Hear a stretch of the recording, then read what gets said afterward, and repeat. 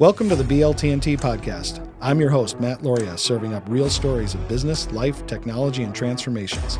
You'll hear from interesting people about big changes from career shifts to life-altering decisions and the innovations that help make it all happen. It's about sharing those light bulb moments, pivot points, challenges overcome, and the journeys that inspire us to think differently. If you're on the lookout for insights to propel you forward, stories that resonate, or just a bit of inspiration on your next BLTnT move, you're in the right place. Let's dig in.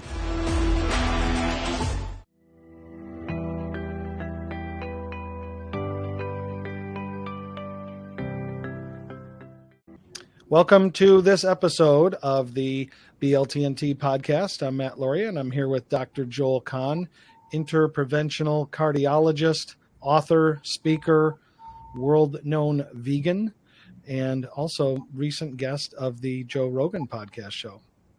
How you doing, Dr. Kahn? I'm great, thank you. Always nice to see you. It's good to be here and be seen. There's apparently a fire alarm going off in my building as a test, so if you hear any noises in the background, it's not my bionic heart alerting me to. I was going to say, as long as it's not a heart alert, I think we're doing okay. Anytime I have a session with you, I get a bit of a pitter-patter, but I don't think that's what's I appreciate that. No problem. So Dr. Kahn and I have known each other for quite some time. I actually got introduced through another physician friend of ours, common friend of ours, when my wife had a little bit of a scare, which seemed pretty sudden and kind of a big surprise because she's thin, she's a runner, in good shape. And as Dr. Kahn can probably tell you, that doesn't always tell us if someone has any sort of heart disease or not. Well, the classic example, just to pick up on that, is it's a slide I use all the time. Some people are old enough to remember a book in the 1970s with a red cover called The Book of Running, a big, strong leg. And Jim Fixx, one of the really early advocates of long-distance running. And he dropped dead at age 53 of heart disease, very sadly.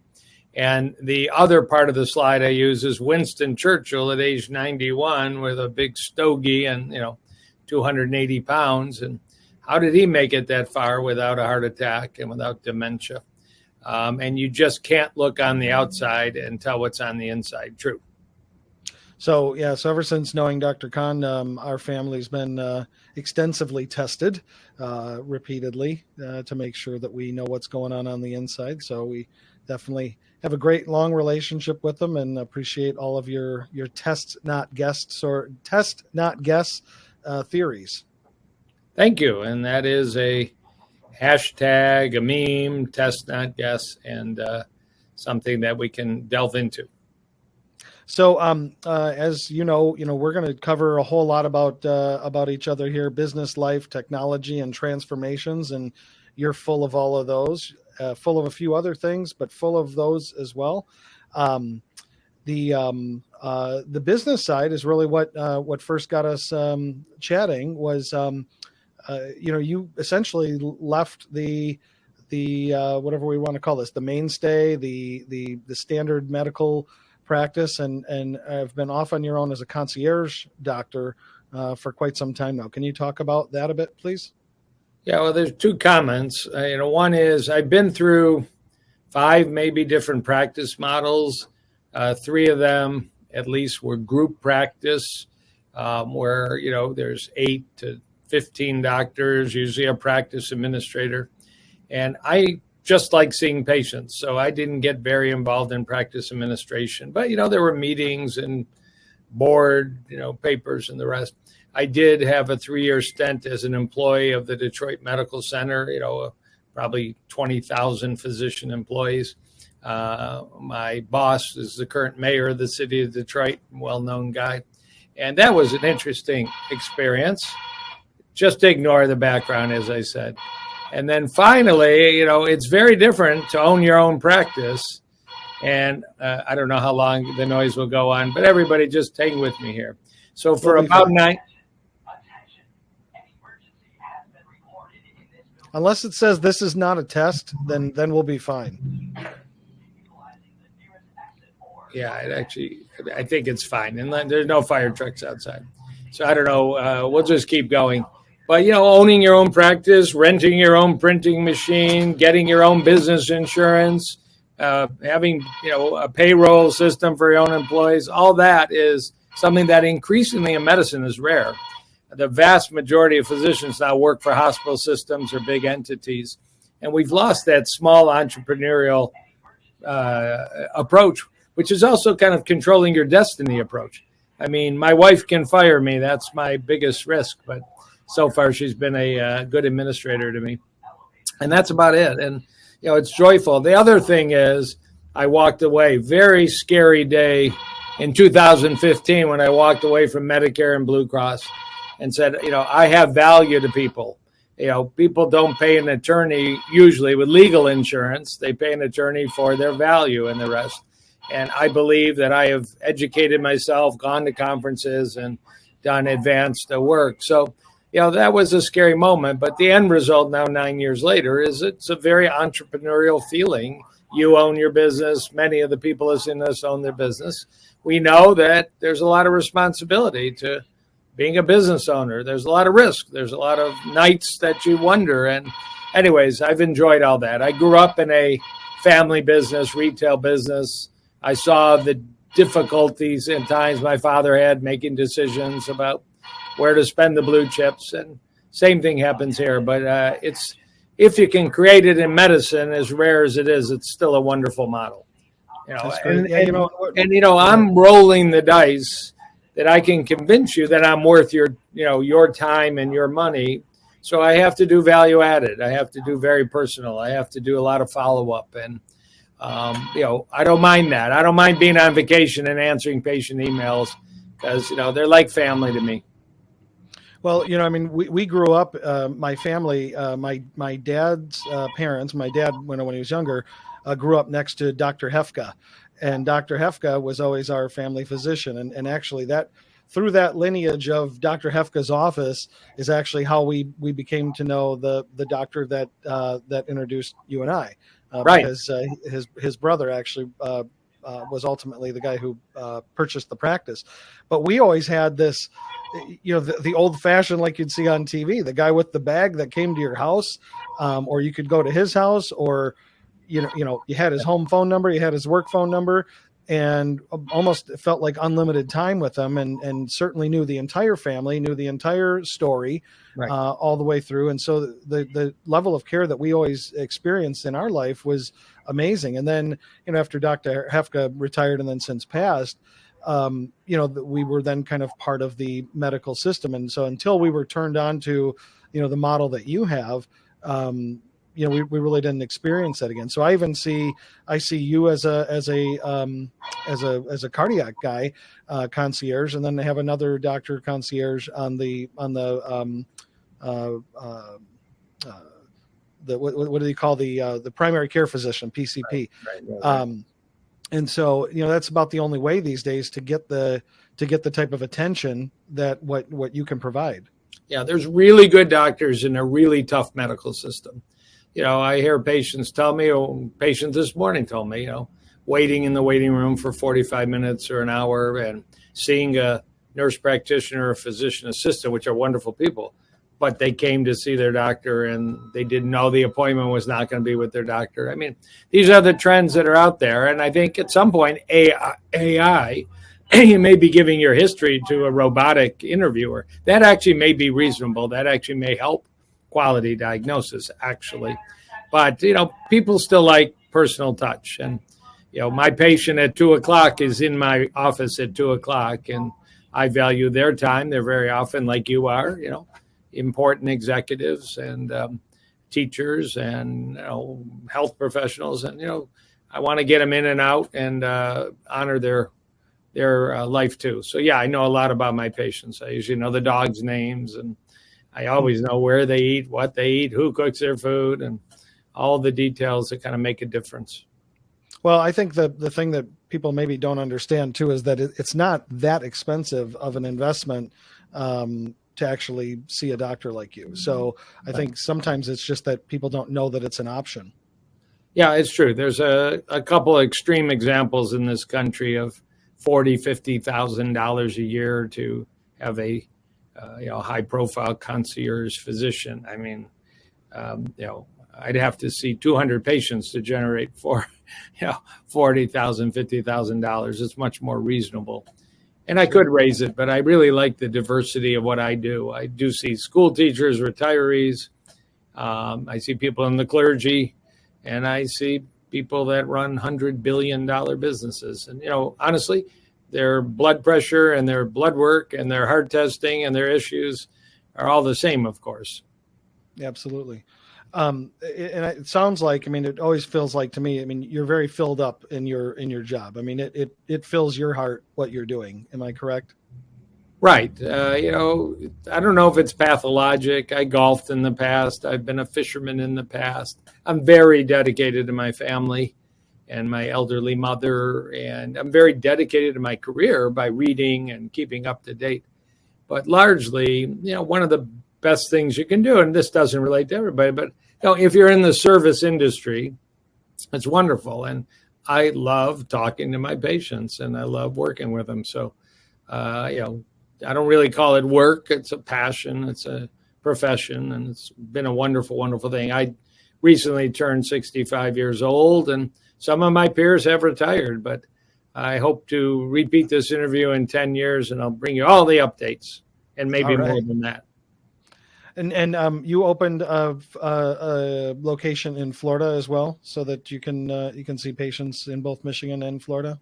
Yeah, one of the ways I've been able to succeed in this practice is, I developed a podcast. I'm pretty proficient on social media. I do my own. I write blogs. I write newsletters. But I learned that it was not hard to get licensed in other states, and Florida and New York, California, Texas are obviously the big ones.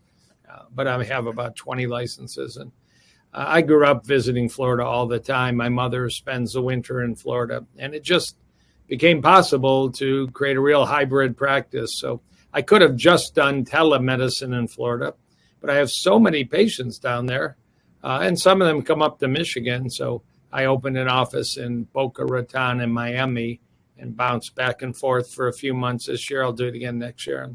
It's really pretty, it's an interesting model. I'm just creating as I go, but it worked very well. I didn't advertise. I'm enough out there on social media that, it created its own volume easily. And it doesn't feel like your patients here are missing a beat. Because they're, no pun intended, by the way, because you're always available through the telehealth model, through Zoom or whatever Teams or whatever you use. Yeah, I continue to take care of, Midwest patients, just like I continue to take care of out-of-state patients currently. It works very well for what I do. I can't put a stethoscope to the computer, and I can't check a blood pressure, but if nothing else comes of this interview, everybody listening ought to own a home blood pressure cuff. Put on your arm, hit the button. If you want a brand, Omron Platinum. That's just a good brand. I don't own it. And use it regularly. And anyways, when I do telemedicine, that's just a requirement that you have a home blood pressure cuff. Sure.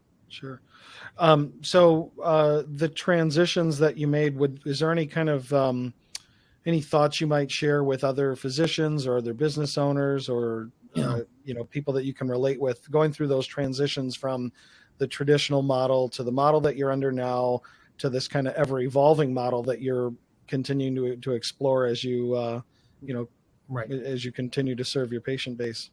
Yeah, some of it's specific to medicine, some isn't. I did a lot of groundwork, and I learned social media. I knew I needed to get my name out there, and every day. If you follow me, I have 15,000 friends on LinkedIn. I post medical articles and videos and interviews and the rest. And, I have way more than 15,000 on Instagram and Facebook and Twitter. And, I just learned that. I haven't been to courses, and I know I could do it better, but to reach 300,000-400,000 people a day, social media is a great tool. And to me, it's a free tool at this point.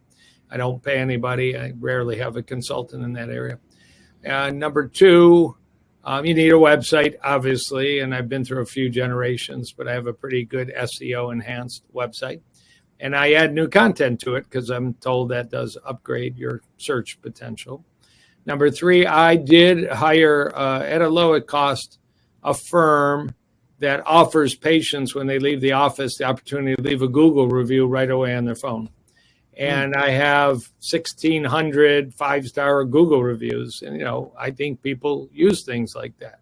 Some have glowing comments and some are just 5 gold stars. And, that was, something I started long ago. Nobody told me to. It just seemed to make sense. Worked well. One of the biggest things I did is what you're doing. Is I started a podcast 8 years ago. I knew there were podcasts out there. I could have paid $4,000 or $5,000 a month to a consultant. I didn't think that was worth it. I didn't think it mattered if I was a top 10 podcast in the world. So pretty raw weekly 30-minute podcast called Heart Doc VIP on iTunes and Spotify. And it's grown and grown and grown. And of course, people listen to it in Australia and the Ukraine and, across the United States. And that's actually been a great lead generator. I remember you and I did some speaking together, and you would always say, your goal was to prevent 1 million heart attacks. And right. One of the only ways you can do that is by getting the message the good messages that you have in front of the right amount of people to get to those numbers. That's true.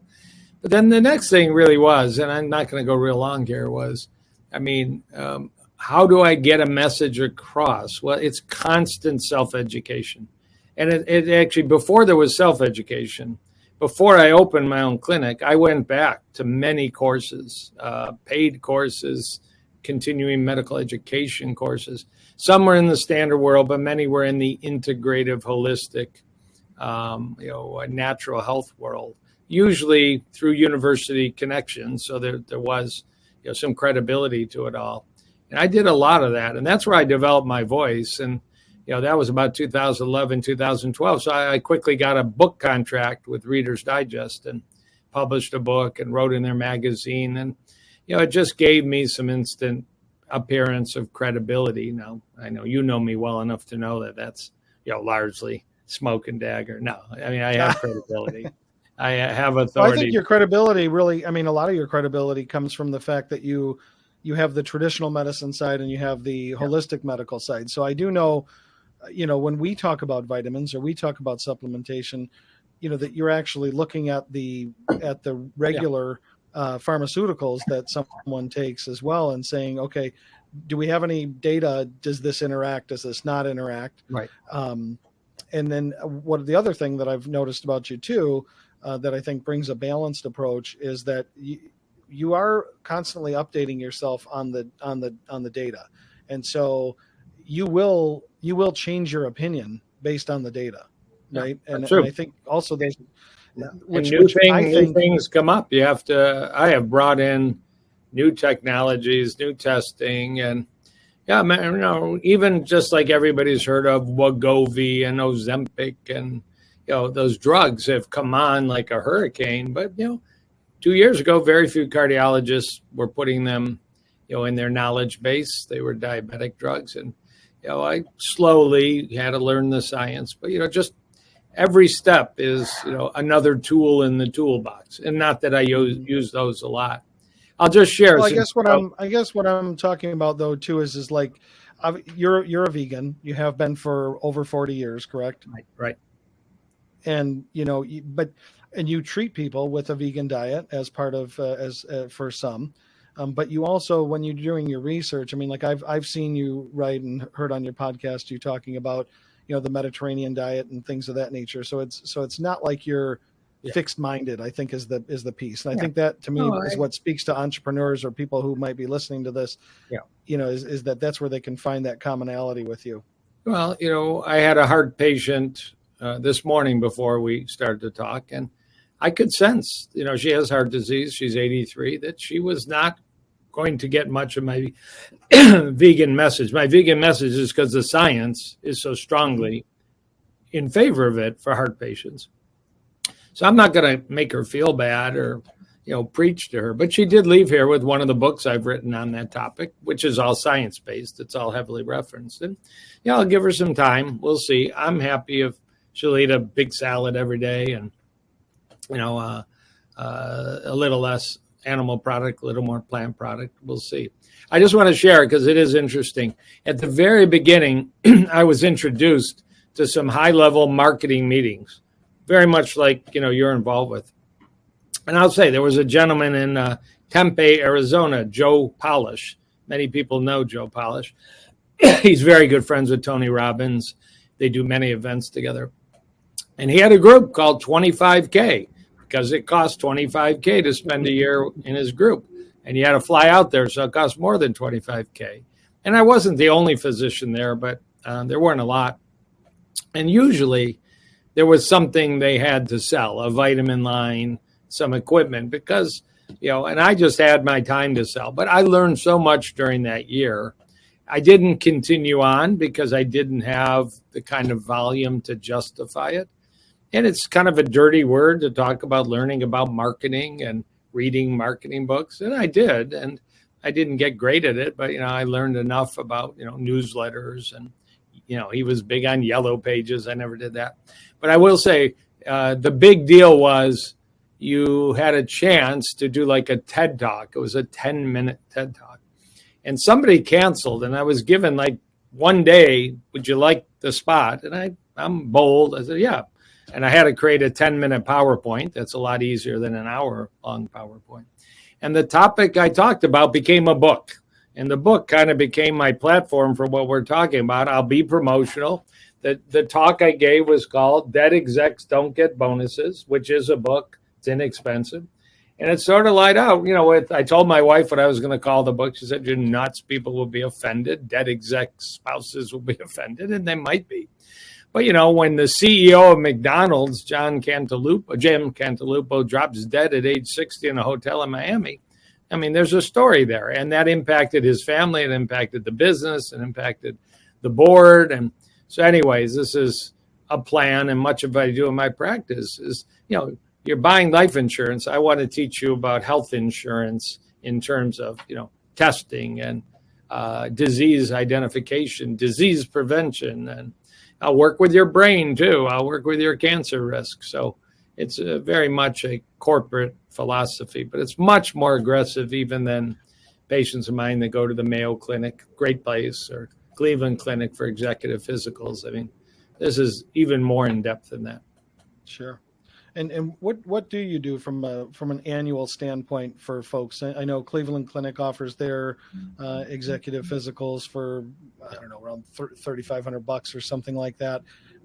What sort of annual regimen would you be recommending to people? Yeah, real quickly, lots of questions. By the time somebody leaves my office, it's an hour. I know, from their dentist to their diet, to their sexual health, to their stress, to their sleep, and obviously medical history, as many records as they can get me as possible. We're going to do extensive lab work, usually more than I see done at a Mayo Clinic kind of situation. And that's true insurance.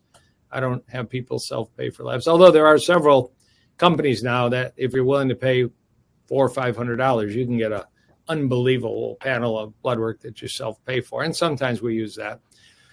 You have to have heart testing. The minimum is called a heart calcium CT scan. Costs about $100, whether you live in San Francisco or New York or Miami or Detroit. That's a minimum. There's a more advanced CT scan of the heart now called a CT angiogram with artificial intelligence interpretation that has come on like a storm because of the accuracy and the advanced knowledge. So I've ordered hundreds and hundreds of those. You don't see those built into the high-level executive physicals very often. It's a pure cardiology tool. We'll usually check the blood flow to your brain. Those are called carotid arteries. It seems obvious. You might want to know that. More and more, we're talking about an MRI scan. You're self-paying for this from your head down to your thigh that screens for unknown cancers and aneurysms. Not as much medical science for that as the heart screening, but it's available. And for people that are motivated, there's also a blood test for undetected early cancer. That's also in the cash world, but people know about it, and many grab onto that.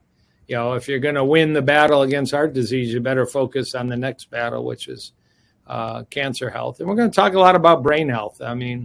What you do for your heart, you're doing for your brain and cancer risk. They're all pretty similar. And, people are worried about memory and Alzheimer's. We actually do a lot of work on that. Even just today, the famous lifestyle doctor in San Francisco, Dr. Dean Ornish, many people know his name, published a major research study that people with early dementia that adopt a whole food, plant-based diet, exercise, stress management, breath work, group support, can actually start to reverse their early dementia about half the time. Major breakthrough. It's in the headlines everywhere. So we've been teaching that for a long time here, for more than heart disease, for prostate health, breast health. Great. This episode of the BLTnT podcast is sponsored by Auxium, business IT and cybersecurity designed to outsmart chaos. Empowered by Juniper Networks. Automate your network with Juniper Networks and the Mist AI platform, the world's first AI-driven wired and wireless network. And what does family life look like for you? When I get home, no. Okay. I do put a big focus on it, but I do a lot of work from home. Mm-hmm. Although I'm in my office, 5 days a week, but I'll do the follow-up and the emails at my kitchen table so I can be around. A wonderful wife of 43 years, amazing woman, a nurse, but she basically runs everything in the background. I couldn't cash a check if I needed to. I assume she's putting the dollars in the right place. I'm pretty sure of that. And if she isn't, I hope she has fun with it. I have 3 wonderful kids, all married, 1 grandchild and 1 on the way, 2 in town, 1 in New York. And, I'm probably talk to them all 6 days a week at least. That's great. Quick conversation, sometimes dog walks, sometimes. I'm proud of them. None are in the medical field, but they're doing great. I think I set the example of hard work and, perseverance, and they're doing very well what they do. My mother's still alive, spend a lot of time, watching her, monitoring her health at 91. She's very, very cognitively sharp woman. Not a lot of hobbies. I'm a little involved in some charities. This week, I went to one 2 days ago at Ford Field in Detroit. And last night I was at the big train station grand opening in I saw that. Down Detroit, which wasn't really a charity event, but it was one of Detroit's best nights in the history of Detroit. And great. What can you tell us about that? What was that like? Well, for anybody listening that's not, we have a section of Detroit called Corktown, probably because a lot of people came from Cork, Ireland, I think. And it was a very vibrant area with a big train station. We call it Detroit's Ellis Island. The auto industry was booming in the 20s, 30s, 40s. Many people arrived through that train station and got great paying jobs and benefits. But the train station closed in the 80s, and it became just an eyesore of drug addicts and graffiti and rats and terrible. And there was major efforts to tear it down, a 16-story, originally gorgeous building. I think at one point it was the largest train station in the United States, 1916, I think. I wouldn't have known this. But anyways, Ford Motor bought the train station in 2018 or 19 for $90 million and put in $900 million, of course, to restore it to its pristine, marble and sculptured appearance. And last night was the grand opening with Diana Ross singing and Jack White and Eminem and choirs. And I got invited to the VIP group, very honored to be there. It was an amazing night. And that whole area is so rejuvenated now. The old Tiger Stadium corner is hotels and restaurants and coffee shops. It's, Detroit is a strong contender for a wonderful city to be in. And, we've got our first big skyscraper almost finished in, 50 years. The I don't know what they're calling it, the Hudson Tower, I think it's called, but it's quite amazing in the skyline to see that going on. We brought some people in from out of town, some clients of ours at our IT company, and we hosted them down in Detroit. And the one comment was that they said it reminds me of how Nashville used to be. We were standing on top of a rooftop and kind of looking over the building, and They just said it was so beautiful. They had no idea that Detroit was this beautiful. Yeah, we don't have a lot of new buildings, but they sure have done, at least downtown and then the second section, Midtown, to take these old, beautiful buildings and restore them, turn them into condos and office space. So, yeah, it's. I grew up in this town as you did, and I saw it when it was good, and I saw it when it was bad, and it's a lot gooder. It sure is. It sure is. It's very nice right now. I do know that in your recreation time, you spend time with some canines and Yes. and some paddle sports. So talk about that a little They're bit. often combined. Yeah, I did not grow up with dogs. I grew up with allergies and a concerned mother. My wife grew up with dogs, but I don't know. I can tell you, 17 years ago, we adopted a dog. My daughter was home alone because her older brothers were in college. And that's a whole story of its own. But I fell in love, with canines and rescues. It was a 25-pound terrier mix. And we enjoyed Jake for quite a while. And then we got a second one right after, a little rescue called Eva. And the irony was my grandparents on my father's side, their names were Jake and Eva. And we didn't pick the names. The dog came with the names. Some of our family members were offended. My two dogs had the same name as my grandparents. We've done the same thing at our house. They had very similar personalities to the grandparents' name. It was very, very interesting. One was aggressive, one was passive, one was loud, one was quiet. But we still got Eva at almost age 16 and two more rescues. So we got 3 dogs at home, although my son my hardworking attorney son took a weekend up north starting today. So we have a 4th dog. Oh, boy. A poodle at home. And my wife, God bless her. I mean, I love the dogs around. None of them are real big. So, they're everywhere all the time. We must take 5 dog walks a day. And it's good for your health and it's good for your spirit. So when I see you taking them on the paddle board. On a kayak, a paddle board. That first dog of blessed memory I used to call it Michael Phelps. He could swim the lake for hours. Wow. These latest generation are not big swimmers. So they sit in the kayak and they sit on a paddle board and they enjoy, sometimes with a life jacket on, sometimes they don't need that. So, you've also taken some risks too. You opened a couple of restaurants. Your son was running at least one of them for you. What are some of the lessons learned from the restaurant business, and how do you compare them to the doctor world? Yeah, I had been traveling a lot to New York and LA and Miami, and I have been in this plant-based movement, and we just didn't have a restaurant like there were many of in those cities. Of course, they're much bigger cities. And my son, who's a good businessman and has an MBA, and I, we came up with a plan and we got a team, and we have no restaurant experience and no chef experience. That's a problem. And I had many people tell me you're crazy, people in the restaurant world, and, you don't know what you're getting into. And so we had an amazing 3.5 year run. We were truly the volume of sales and people and business. So we had a very large restaurant with a full liquor license and a small secondary carryout one. We actually bought a food truck and did it up royally. And then chefs left and employee issues. And we were getting fatigued, to be honest, because, for my son, it was full time. For my wife, I gave her a 25-hour-a-week job that she didn't completely ask for. She did it great, but she's very personable with all our guests. And I was there 25 hours a week after work. And anyways, right before COVID, we got a lease renewal. That was huge. And we decided we're going to shut it down. And it turns out, had we renewed and tried to run it during COVID, because in Michigan, restaurants were shut down. And Right. then, nobody could find employees.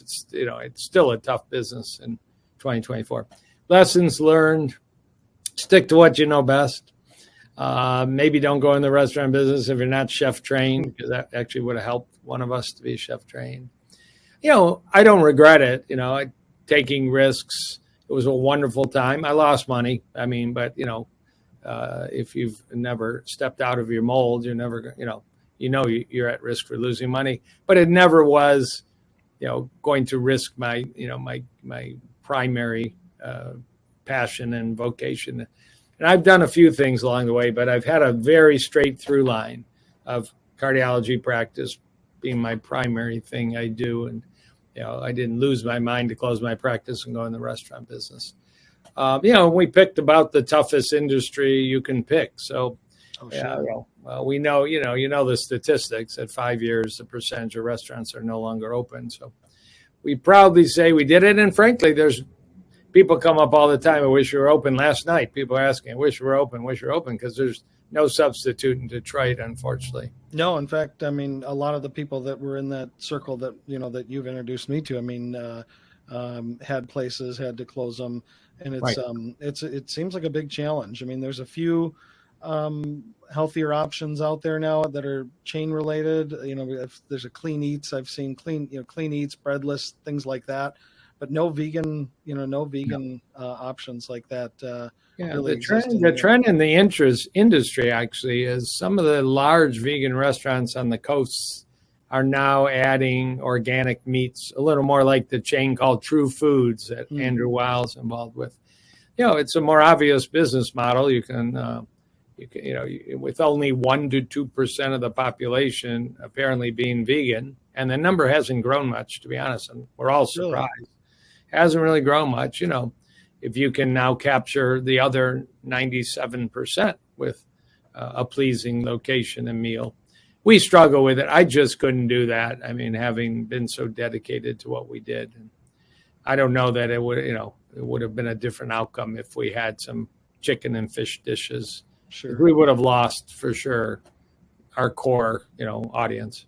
Yeah, I mean, it was great. We loved all the places that you had.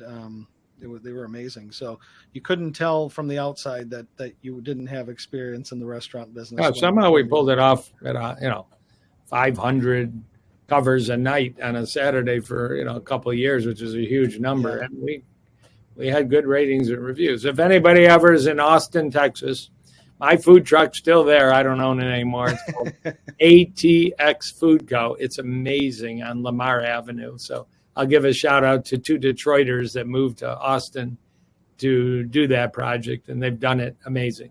Well, we'll make sure that we put the links out here for anybody who's watching. So we've covered business, we've covered life, we've covered a lot of the transformations that you've done and the risks that you've taken. The technology, we've touched on it a little bit. We talked about the full body MRI. We've talked about the CT angio with the AI. We've talked about, different things that you've always been at the forefront of that research. If you had a crystal ball and could look out the next 3 to 5 years, what do you think is going to happen in the medical world that's going to affect most people? Technology wise, how's technology going? Technology wise, you'd have to come back to AI. A lot of it's about imaging, AI electrocardiograms, AI cardiac catheterizations, AI echo tests, AI stress tests. Right now, CT for sure. It's easy with CT. But I think AI is going to show up, in interactions. You're going to give your history to an AI generated robotic system. And I think, in some sense, that's kind of available. I mean, I know a lot, but when I come across an unusual patient, which I've had this week, can I know the entire world's literature and generate all the possibilities for dizziness and lightheadedness and blackouts? And, when things don't fit the easy puzzle, that's where AI comes in. I think it's going to be helpful. So I think there's going to be a strong and increasing infiltration in a good way. And I don't think there's any other technology that's going to rival it to be kind of transformative. I mean, is there going to be something new in imaging? We have ultrasound and MRI and CT. I don't PET scanning to some degree, but I don't see anything real breakthrough. Lab work always gets better and better, but I don't see the breakthrough thing. More and more genetic testing at a lower cost. Okay. What do you think about the at-home, you're seeing somebody with telemedicine, yeah, and you have all the meters and everything at home, you put it on yourself and then the doctor can see it. Is that going to be part of the Yeah, that's actually, I had experience 25 years ago with a company called My Buddy. Probably nobody remembers that, and it doesn't exist anymore. But it was a old-fashioned Mac box, early Mac box. I had one of those, so we've got to be talking late 1980s. And you could monitor your heart status by various apparatus, and it was a real slow version. So this is not brand new. But yeah, I think wearables, that information gets dumped in for sleep and fitness and body temperature and probably ultimately blood sugar. The one we really need is a good blood pressure wearable. I'll show you. This is pretty cool. I have it sitting right here. This is a device made in Israel called BioBeat. And it's a patch for 24 hours, not forever, that every 15 minutes through your skin measures your blood pressure. Really? And at the end of 24 hours, you throw it away and you get a report. Transformative. They just changed their platform, and I have to work with it a bit to figure out how to use it again. We did a bunch of them. So that's an example of. Is there an easy way where you can explain how that works? How is it using the skin versus using the actual pressure? Read the book. A professor of mine at University of Michigan Medical School used to say that with a German accent. Read the book. I think it's called photoplethysmography, just like how does your Aura ring, if you wear one of those, or your Whoop band or your Apple Watch, how does it measure your oxygen and your heart rate and your EKG? I think the technology is called photoplethysmography. Wow. But it's all been validated and FDA approved. So, things like that will be transformative. What about on the stenting side? Or, I know that used to be a big part of your practice when you were doing surgeries, obviously. Are we seeing a lot of technological advancements in the, not just the preventative, but, now the disease is here and we have to treat it and we have to, thwart it off from here like a stent? Stents in the heart, stents in the leg, stents in the brain. I'd say there's going to be advances, but not transformative. The big area has been valves. Until 10, 15 years ago, if you had a clogged valve or a leaky heart valve, it was surgery. Now there's a procedure. It's a pretty big procedure, but it's through the leg. It's not cracking your chest. And if you have a badly blocked aortic valve, it can be replaced. If you have a leaky mitral valve, it can be clipped. Now there's a leaky tricuspid valve. It can be clipped. Give a shout out the good Dr. Mehmet Oz. Dr. Oz actually has the patent on how you clip mitral valves to avoid surgery, probably making a fortune on it because it's a very good and popular technique nowadays called MitraClip. And valves. You can patent the process. Is that how that works? It was when he submitted the patent 20 years ago. It was radical. It was space age Buck Gordon kind of stuff. Buck Rogers, maybe it is. No, one of them's a country star. One of them's space age. So you guys go figure it out. But there's a lot of Bucks in Buck Rogers and Buck, the other Buck. But yeah, that's really been a radical breakthrough. Wow. And okay, let's. I know you've got some things to do here today, and we're short on time. So if there's one piece of parting advice to, maybe let's do it to the executives because you have the book. What would be your one piece of advice? Well, I'll go back to hashtag test, not guess. If you're 45 to 50, and if you're over that double speed, you need an evaluation. I don't care if you run 5 miles a day, if you play pickleball 2 hours a day on the weekend. You need to know your coronary artery calcium score. You need to know if your arteries are aging or not. If your heart arteries are aging, your body's aging. It's well done science. Your risk of dementia, kidney disease, lung disease, cancer goes up. And all you got to do is focus on the heart, and that's easy and inexpensive. Great lab work, great heart testing, and get serious about your lifestyle. Maybe it's 70% of the equation. Genetics is the rest.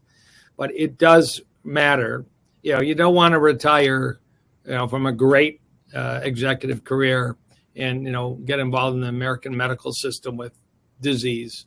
And as almost any disease you mention, your diet, your sleep, your fitness, your stress management, your social connections, your alcohol intake, moderate or less, but not excessive, These are major players on how you're going to enjoy the retirement years. So, dead execs don't get bonuses, and they don't have much fun either.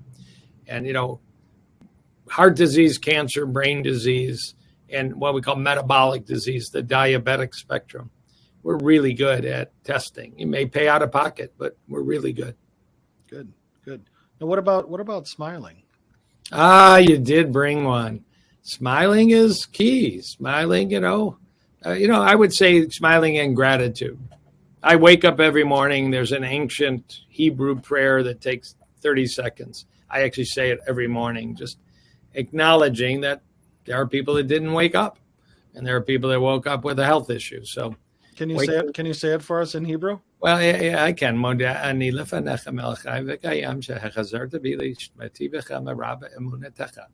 And, I grew up in a conservative family. I didn't say that as a kid, but it sort of resonated with me that, in many ways, gratitude and resilience and self-care, these are just core principles. Well, thanks. I think that's a perfect wrap up to a great conversation. So thanks for being here, and we'll put all these links and information to how anyone could reach Dr. Kahn if you want to get evaluated or buy his book or just get to know him and follow him on social media as well. Thank you.